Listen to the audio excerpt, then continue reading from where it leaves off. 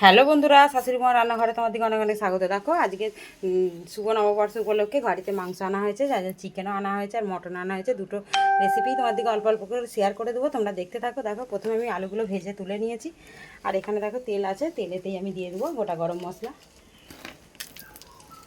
প্রথমে আমি মুরগিটা কষে নেবো, আমার ছোট ছেলে খাসি খায় না, সেই জন্য তার জন্য একটু মুরগি আনা হয়েছে। গোটা গরম মশলা দিয়ে দেবো।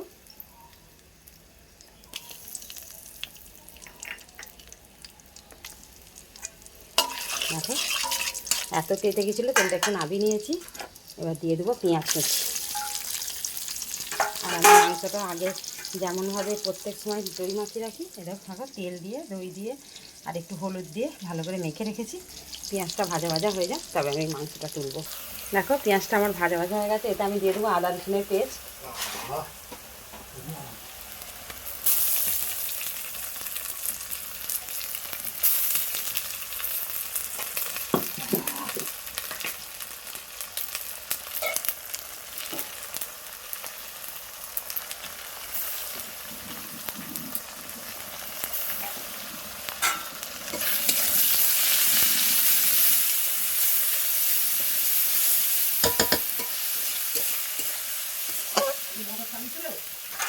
দিয়ে দেবো চিকেনটা, ম্যারিনেট করা চিকেনটা।